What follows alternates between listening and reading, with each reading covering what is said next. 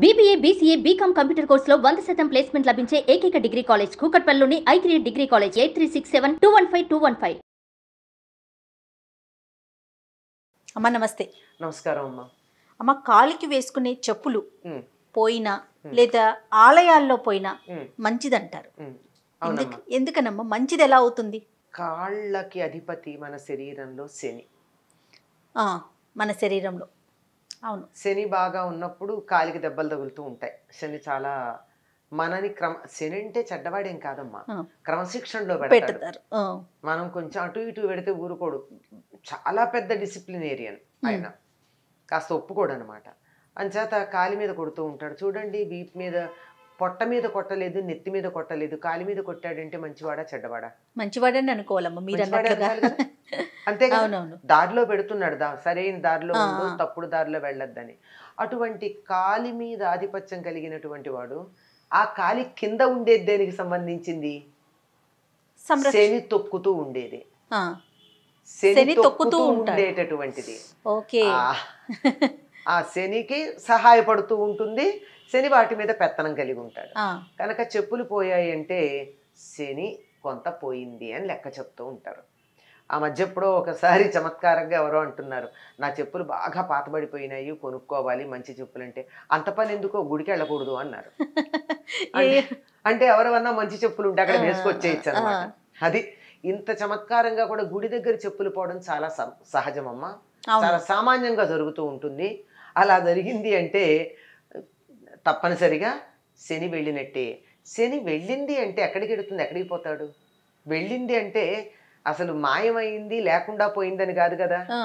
ఆ శని అక్కడ ఆశ్రయించుకుని ఉన్నాడు, ఎవరు తీసుకెళ్లారో వాళ్ళ వెంట వెళ్ళింది. ఓహో, అంచేత ఆ చెప్పులు వేసుకున్నటువంటి వారికి మన శని అంతా చక్కగా ట్రాన్స్ఫర్ అయింది. శని చాలా ఉధృతంగా ఉన్నప్పుడు ఏం చేయమని చెప్తూ ఉంటారు? నువ్వులు దానం ఇవ్వమంటారు. అవును, నువ్వులు దానం ఇవ్వమంటే ఆ పుచ్చుకునేటటువంటి వాళ్ళు చాలా దొరకడం కష్టం. నువ్వులు దానం పుచ్చుకునేవాళ్ళు అంటే దానం అయినప్పుడు, దానం పుచ్చుకోవడం అంటే ఏం జరుగుతుంది? ఇక్కడి నుంచి అక్కడికి ట్రాన్స్ఫర్ అవుతుంది కదా. దాన్ని పుచ్చుకోగలిగినటువంటి వాళ్ళు చాలా తక్కువ మందే ఉంటారు. అందులోనూ దానికి చాలా పద్ధతులు ఉన్నాయి. దానం పుచ్చుకుంటే చేయాల్సిన పనులు అవన్నీ కంప్లీట్ చేయాలి. చేయనప్పుడు ఏమవుతుంది, అది పుచ్చుకోరు. మరి నాకు శని పోవాలి, ఏం చేయాలి? నువ్వులు దానం తీసుకునేవాడు ఒకడు దొరకలేదు, చెప్పులు పోయినాయి అనుకో, నాకు మరొక గ్రహం చాలా నా మీద అనుగ్రహం చూపించినప్పుడు నేను నువ్వులు దానం చేద్దామంటే నాకు కుదరలేదు గనక నా నుంచి చెప్పులు ఎవడో ఒకటి తీసుకెళ్ళిపోయాడు, హాయిగా నా శనిపోయింది. ఓకే, అది ఆ దృష్టితో చెప్పులు పోతే మంచిదే అని అంటూ ఉంటారు. సాధారణంగా చెప్పులు ఎక్కువ మంది దొంగతనం చేయరమ్మా. అవునమ్మా, వేసుకోరు. ఎందుకు అంటే అవతల వాళ్ళ యొక్క శని మనకు వస్తుందని. అంతేకాదు, ఇప్పుడు బట్టల మాట నుంచి చెప్పులు మాత్రం ఒకళ్ళు వేసుకున్న మనం వేసుకుంటే వాళ్ళ తాలూకు ప్రభావం మన మీద వెంటనే కనపడుతుంది. సాధారణంగా ఒకళ్ళ చెప్పులు ఒకళ్ళు వేసుకోరు కూడా. అవునవును, ఎప్పుడన్నా బట్టలన్నా అక్క చెల్లెళ్ళు వాళ్ళు మార్చుకుంటారు కానీ చెప్పులు మార్చుకోరు. నగలు మార్చుకుంటారు, అప్పుడప్పుడు బట్టలు కూడా మార్చుకుంటారు, వస్తువులు సెల్ ఫోన్లు అన్నీ నిజానికి ఇవి మార్చకూడదు. అంటే విపరీతంగా మార్చుకుంటుంటే ఎఫెక్ట్ కూడా ఉండదు. ఒకసారి అయితేనే, ఒకటో రెండు సార్లు అయితేనే ఉంటుంది. కానీ చెప్పులు మాత్రం ఒకళ్ళదొకళ్ళు వేసుకుంటే అస్సలు ప్రభావం చాలా నెగిటివ్గా ఉంటుంది. కుటుంబ సభ్యులైనా కూడా, అంటే సొంత అక్క చెల్లెలు కానీ ఎవరు కూడా మార్చుకోకూడదు. బట్టలేవో మార్చుకుంటారు కానీ చెప్పులు మాత్రం ఒకళ్ళదొకళ్ళు వేసుకుంటే తప్పనిసరిగా ఆ ఎఫెక్ట్ ఉంటుంది. అయితే ఇప్పుడు వేసుకోవడం మానేశారు. 6 నెలలు పిల్లలు ఉన్నారు, చిన్నపిల్లలు ఎదిగిపోయాక ఒక 6 నెలలు ఎవరు వాడరు. అట్లాంటప్పుడు పర్వాలేదు, మళ్ళీ తర్వాత పిల్లలు వాళ్ళకేం పెద్ద ప్రభావం ఉండదు. కానీ మామూలుగా మనుషులైతే అప్పటికప్పుడు వేసుకుంటూ ఉన్నవి గనక తీసుకున్నట్టయితే దాని ప్రభావం చాలా. నాకు పాజిటివ్ అయింది కూడా, నా చెప్పులు తీసుకున్న వేరే వాళ్ళకి నెగిటివ్ అవ్వచ్చు. అందుకని అయితే ఆలయాల్లో పోతే మరీ మంచిదంట, బయట ప్లేసుల్లో కన్నా కూడా. ఆలయాల్లో పోతే భగవంతుడు అనుగ్రహించి ఆయనే నీ శని తీసేశాడు అనమాట.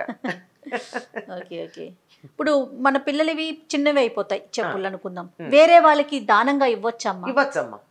ఎందుకంటే ఇందాక అదే చెప్పాను. అప్పుడు ఏమవుతుంది, కొన్నాళ్ళు వాడం కదా. అవును, అయినా పిల్లలకు అంత స్ట్రాంగ్ ఫీలింగ్స్ కూడా ఉండవు పెద్దవాళ్ళలాగా. కరెక్ట్ అమ్మా. They are very pleasant.